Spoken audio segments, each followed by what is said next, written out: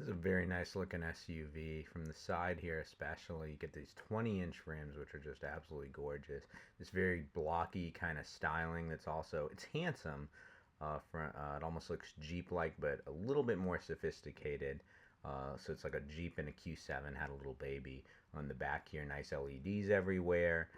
And just, it looks very nice overall. I like it. The fact they say V6 on this one does make me think perhaps there will be a different engine. Space on this guy is plentiful, which a lot of SUV buyers I know care about. This fender's also done the Bose trick of putting their subwoofer back here. Very clever. Good utilization of space. And with, these seats folded down, there's plenty of space. Not a whole lot if these are slid back in that third row, but that's usually for children or rare passengers anyway. Power liftgate on this guy, very nice. And in back here, just a ton of space, and it has its own climate control system. Nice 3-zone system, but it is a full system. You can do fan, a dual USB. So this is a great family SUV. Stereo, Fender audio. First thing I do when I get in any car, engage. No eco, no normal, sport mode. We're not taking this guy on the track, but because it's one of very few they have right now. Tons of space. It has the Audi virtual cockpit-esque feature, or Volkswagen's version. So I recently reviewed the Audi Q7, which is kind of this car's, I guess you'd say, cousin, brother, something like that. And overall was very impressed. The steering was really what killed it for me. This one right off the bat in sport mode seems to have a little bit, more aggressive steering feel. Still a little vague and a little loose, but I actually think the Atlas may have better steering. I'm sure the suspension may not be, up there with the Audi. Pretty flat though, at least in that first turn. No dual camera on this one because we are not on the track. Very comfortable ride, you can tell. It just floats right over bumps and imperfections, which, as we do get into a few turns, will probably be a consequence. Then, engine. So there's the belly of the beast set very low, which is a good thing. Definitely looks like it could fit a bigger engine. Very interesting. Quick. Pretty as quick as you ever need an SUV to be. So that's a bit of a compliment for it. The steering still has that same vagueness as I felt in the Q7, which is unfortunate because sometimes VW products, and it can tend both ways, can have a tighter steering system. Sometimes, well, my old Jetta, for example, was tighter than the similar Audi, and then now I've seen Audis have, a tighter steering than Jettas or other Volkswagens I've driven. If you're looking for a big SUV, then I think this one definitely warrants consideration. Honestly, 80% of an Audi at 50,000 versus 70. Obviously, you're losing some features, things like that.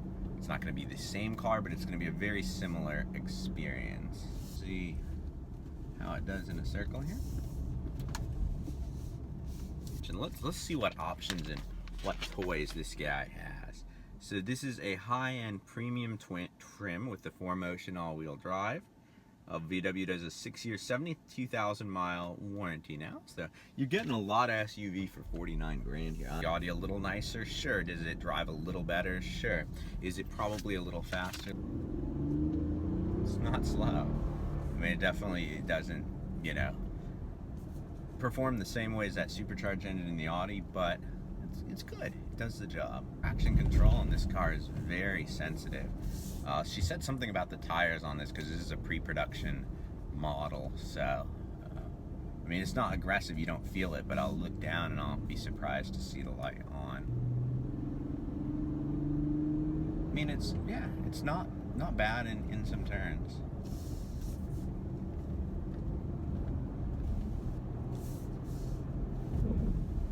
I mean, I'm doing the same speeds I was doing on the track on a, the ring around the track is actually a super engaging road.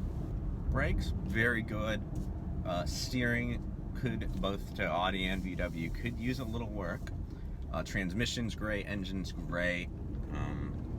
I like the different drive modes it has. It has a snow mode, sport mode, off-road mode, and last but not least, off-road custom. Leave it in sport for what I'm doing.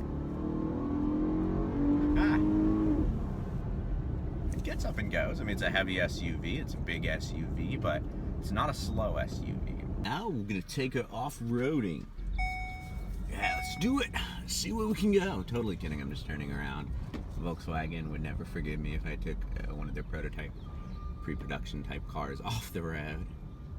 But I mean, technically we are off-roading right now, so probably the first review of this car where it went off-road. So final conclusion on this guy, would I buy it with my own money? A lot of third row SUVs, but there's, you know, very few big ones. They're as well balanced as this in the Audi Q7. So with that spirit in mind, this would be definitely on my short list. Even in some ways over the Q7, because they're both, you know, attractive, they're both competent. Obviously the Q7's nicer, but is it 20 grand nice? So that's a decision you guys would have to make on your own. This is as nice as any other SUV in this class, but this definitely feels like more of a luxury product. The amount of features and things like that you get on this guy, I don't think you can beat that. There's a lot of other nice ones, but they're either significantly more expensive or they're you know, significantly not as luxury based as this one, because I mean, this is totally loaded out, all the kit you can imagine. I have cooled and heated seats, the upgraded audio, the virtual cockpit, which I'm sure Volkswagen calls something different. A great all-round view camera system, which is, you never imagine, like in situations like this, I have to be within a certain perimeter of line, so it's super helpful to, you know, have a 360 view. Love these bird's eyes. Till next time, my speedy racers, drive on.